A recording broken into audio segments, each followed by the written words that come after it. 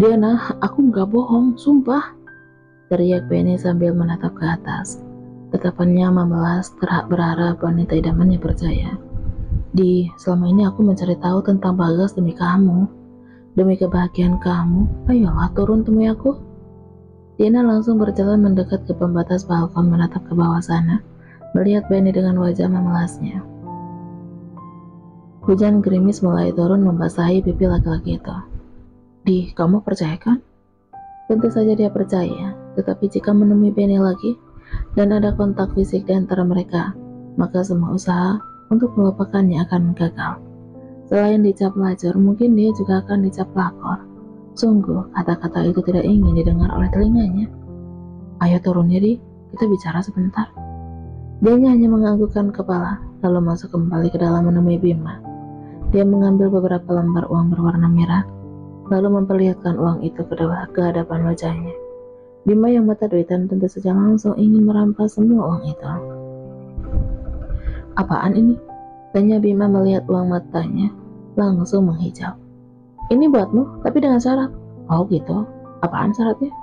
Pura-pura jadi pacarku di depan Tuan Benny. Kamu tahu dia kan? Bima berpikir sejenak mengingat yang mana itu Tuan Benny. Oh, oke. Cuma pura-pura jadi pacar doang. Ya, tapi aktingnya yang natural ya. Awas kalau sampai ketahuan. Dia membuang puntung rokoknya ke asbak lalu berdiri. Ya, kapan pura-puranya dimulai? Sekarang. Orangnya ada di depan. Ayo, kita temui dia. Oke. Benny menunggu di kursi luar. Dia langsung berdiri ketika melihat Diana keluar. Tatapan matanya penuh kerinduan. Ketika Diana mendekat, tangannya langsung terulur hendak memeluk Diana. Tetapi tiba-tiba Bima datang. Ngapain main peluk-peluk segala? Bima langsung memisahkan mereka berdua. Ya, emang kenapa? Tanya Benny dengan sinis. Nggak bisa gitu dong, dia ini pacarku sekarang. Jadi nggak boleh sembarang laki-laki peluk, apalagi booking dia. Benny langsung tercenung merasa tidak percaya dengan ucapan lelaki itu. Iya bang, dia pacarku. Selama aku mendapat masalah di sini, dia selalu bantu. Dari situlah aku mulai mencintainya. Diana tersenyum tipis pada Benny. Salah hatinya memang benar mencintai pria itu. Maafin aku bang, ini demi masa depan abang dan anak-anakmu. Aku nggak tega harus memisahkan ayah dan ibu dari anak-anak yang tidak berdosa. Kamu pikir aku nggak tahu kamu lagi bohong? Tanya Benny dengan tegas. Dia berharap Diana sedang mengelabuinya. Ya enggak lah, kita ini mau nikah beberapa bulan lagi. Diana juga nggak bakalan di sini lagi kalau udah nikah. Dia mau pensiun ya kan? Bima tersenyum sambil mengelus punggung Diana, dan hal itu membuat Benny sangat cemburu. Hati Benny bagai terbakar. Berdirinya pun udah mulai tidak nyaman.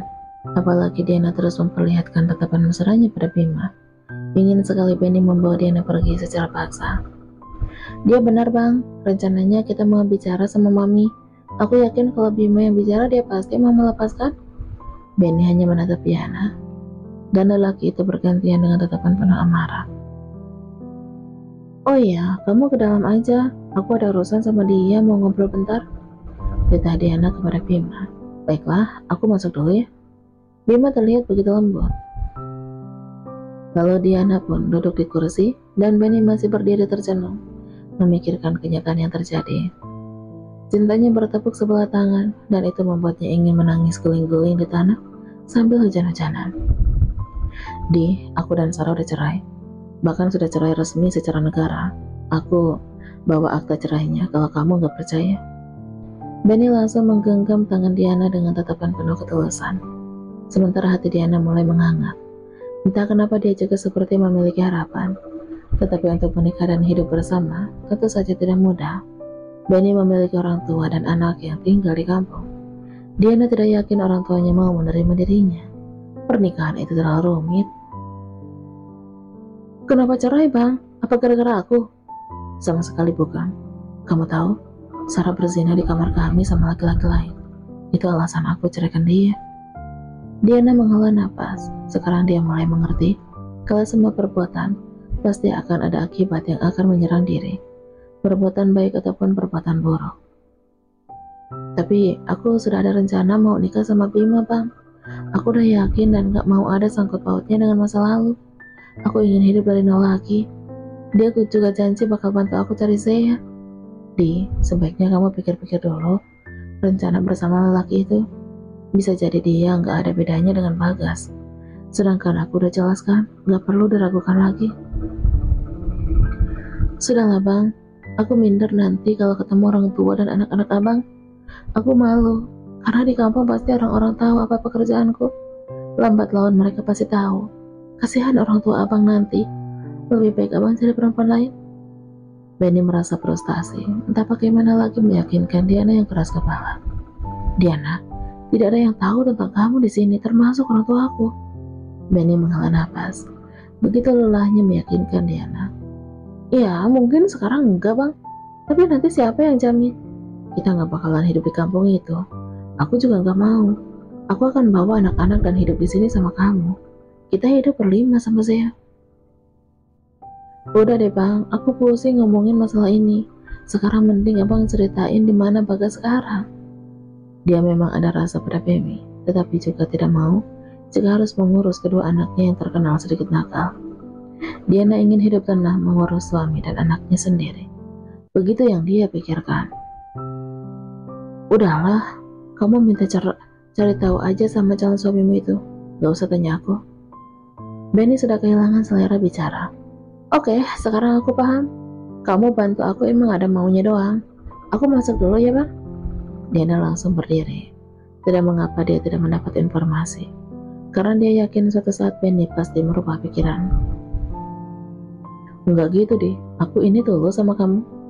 Benny menghentikan langkah Diana lagi. Coba sekarang buka dulu blokiran WA aku. Akan aku perlihatkan semuanya sama kamu. Nomor abang udah aku hapus. Ya ampun. Benny mengusap wajahnya merasa sedih. Sekarang buka blokirannya. Kalau kamu mau tahu sesuatu tentang putrimu sendiri. Diana pun mengambil ponselnya, lalu melakukan apa yang Benny perintahkan. Tidak lama kemudian sebuah link masuk ke ponselnya. Kamu klik aja link itu, nanti tahu sendiri. Link apa ini? Klik aja. Setelah diklik, ternyata muncul profil Bagas di sebuah web lengkap dengan fotonya. Itu adalah situs orang-orang gay atau pelangi. Bagas ternyata menjadi salah satunya. Entahlah dia mencari uang atau memang kelainan barunya. Kamu cari tahu aja sendiri. Diana menegak ludah. Bagas yang dulu dikenal jantan dan laki-laki, sekarang di foto terlihat gemulai seperti perempuan. Ya ampun, kenapa kamu jadi gini sih? Diana menggeser layar ponselnya sekilas, merasa jijik melihat mantan suaminya itu. Dia merasa miris dengan nasib Bagas yang lebih mengerikan. Aku bisa bantu kamu temui Bagas, tapi aku nggak enak sama calon suamimu itu, ujar Benny. Makasih ya bang, udah kasih tahu informasi ini. Ya sama-sama. Abang pergi dulu ya. Diana hanya menganggukkan kepala. Dia tidak ingin beranjak dari tempat itu, memandang motor Benny yang semakin menjauh. Ada perasaan merasa bersalah padanya, tetapi bagaimana lagi? Diana tidak siap menikah dengan Benny, apalagi harus mengurus kedua anaknya. Dia tidak ingin ada sangkut pautnya lagi dengan Sarah. Diana masuk ke dalam dan ternyata mendapati Bima sedang dimarahi Ivanka habis-habisan. Tidak ingin ikut campur, Diana pun segera masuk ke kamarnya. Dia mengotak-atik ponsel mencari cara bagaimana agar bisa bertemu Bagas, atau hanya sekedar bertukar pesan dengannya. Tetapi Diana tidak paham dengan situs tersebut dan cukup membuat kepalanya pening. Kayaknya aku harus minta bantuan Bang Benny, tapi mana mungkin? Kira-kira Bima tahu nggak ya masalah beginian? Diana kembali ke bawah dan ternyata Ivanka masih memarahi Bima. Malam ini pun dia belum mendapatkan klien kedua. Terpaksa Diana menunggu Bima selesai dimarahi Ivanka. Setelah menunggu beberapa menit, Ivanka akhirnya pergi. Benny terlihat keluar dan Diana pun mengikutinya. Kenapa sih akhir-akhir ini kamu dimarahi terus sama Mami? Nggak tahu lah, Dik. Nenek lampir itu makin hari makin menyebalkan. Rasanya aku ingin meracuninya saja, biar mampus sekalian. Benny langsung menegak minuman beralkohol yang dia genggam. Mungkin efek lagi sepi klien, makanya dia marah-marah terus. Karena pemasukannya berkurang, aku juga kena imbasnya. Komisi kami selalu dipotong tanpa alasan. Aku sudah muak dengan perempuan itu. Kenapa dia tidak cepat mati aja sih, Di? Gimana mau mati kalau ajalnya belum datang? Perempuan itu memang menyebalkan. Gerutu Bima, dia pun langsung pergi begitu aja meninggalkan Diana begitu saja. Dia menghela nafas. Sepertinya ini bukan waktu yang tepat untuk meminta tolong sama dia. Keesokan paginya Diana bertanya pada Kelly saat sarapan mengenai situs tersebut. Gila sih, ini beneran mantan suamimu? Tanya Kelly dengan tatapan melongo. Iya benar, gimana caranya ya? Supaya bisa komunikasi sama dia? Ya, kamu buat akun dulu. Terus login, nanti bisa kok ngobrol sama dia. Terus ketemuan di suatu tempat. Wajah Diana mendadak berbinar. Harapan untuk bertemu dengan putrinya tinggal beberapa langkah lagi. Oke, aku buat sekarang ya. Tapi ingat, buat akun cowok, pakai foto profil cowok ganteng dan gagah. Biar dia yakin dan mau ketemu. Diana langsung tersenyum lebar. Dia sekarang paham setelah dibantu Kevin. Pagi itu juga dia membuat akun atas nama Rocky 90. Langsung mengirim pesan kepada Bagas. Hai, aku tertarik padamu. Bisakah kita bertemu di suatu tempat? Setelah 1 jam lamanya akhirnya pesan itu dibalas oleh Bagas. Hai juga, bisa dong. Per jam 300 ya, nggak bisa nawar. Kalau keberatan, nggak maksa. Diana tertawa kencang antara geli, jijik, dan senang. Dia pun mulai menyusun rencana untuk membalaskan dendamnya. Gimana? Dibalas? Tanya Kelvin. Iya nih, dia mau. Baguslah, perlu bantuan aku nggak? Aku sih cuma perlu alat-alat untuk melindungi diri aja. Gitu ya, gampang. Nanti bisa pinjam Bima. Duit lagi dong kalau sama dia. Iyalah, nggak ada yang gratis. Tiba-tiba muncul sebuah ide di otak Diana. Tentu saja dia sangat membutuhkan Bima dan beberapa temannya yang bertubuh besar. Dia tidak tahu seperti apa Bagas sekarang, bisa jadi lebih kuat dari dulu. Loh, kok makanan ini sama kayak tadi pagi? Siang hari Diana kembali menemukan makanan yang sama. Karena biasanya setiap kali makan, Ivanka pasti menyediakan menu yang berbeda. Iya Mbak Diana, Mami yang nyuruh saya angetin lagi makanannya karena emang sengaja masak banyak. Sekalian buat makan siang, jawab salah satu tukang masak di sana. Udah makin gak waras nih orang. Kenapa lagi? Makanan itu masih layak dimakan kok, belum basi. Sahut Ivanka yang tiba-tiba datang. Bagian kita dipotong lagi lebih besar, kok makanannya malah begini? Harusnya kan tambah lebih baik, protes Kelvin. Dipotong lebih gede juga, kalau klien pada sepi sama saja. Kalau kalian nggak mau makan ya udah nggak usah dimakan, gitu aja korewel. Ivanka langsung meninggalkan dapur. Kepalanya terasa pening melihat wajah anak-anaknya. Bagaimana lagi bisnisnya saat ini sedang sepi, dia tidak bisa mengeluarkan banyak uang untuk makanan mereka. Emang gila ya tuh orang? Udahlah, kita makan di luar aja yuk. Aku yang traktir ya, tapi khusus anak-anak asrama kita aja. Ayo, ajak yang lain. Dia nampak bersemangat. Dih, sok sultan. Emang duitmu berjamur ya? Sahut Kelvin. Pasalnya baru kali ini dia mendapatkan teman sesama wanita, penghibur yang begitu baik dan royal dalam hal uang.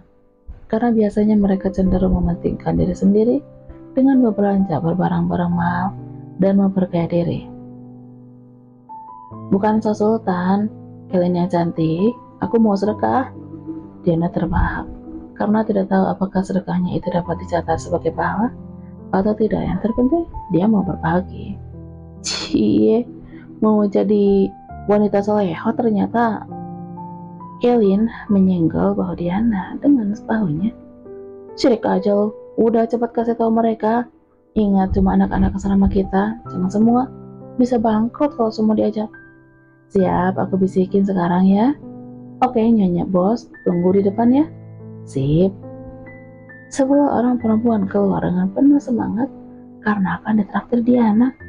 Lalu tiba-tiba Bima keluar. Kalian mau pada kemana sih? Mau makan, Bim. Kamu pikir mau ke mana? Hah? Makan di mana sih? Udah deh, gak usah aneh-aneh. Sana masuk. Ujung-ujungnya gue yang dimarahin Mami. Diana pun maju mendekati Bima. Kalau kamu mau ikut makan, ayo, aku traktir juga, ucap Diana. Aduh, ini lagi. Udah deh Diana, gak usah aneh-aneh. Mending lu simpen tuh duit daripada dibuang-buang. Masuk sana. Ya terserah aku lah, duitku kok. Kalau kamu gak mau ya udah. Tapi nanti marahnya sama gua. Lu seneng ya gua dimarahin mami terus? Diana pun langsung menelpon Ivanka. Tidak lama panggilannya langsung diangkat. Mi, aku sama anak-anak sekamar mau keluar ya beli makan siang. Habis makanan di dapur nggak enak. Beli makan kemana? Ya ke depan lah. Udah ya Mi. Kalau nggak percaya, kawal aja kita sekalian. Sama-sama anak buah mami. Diana langsung mematikan panggilan. Karena tahu perdebat dengan Ivan kan hanya akan membuatnya capek saja.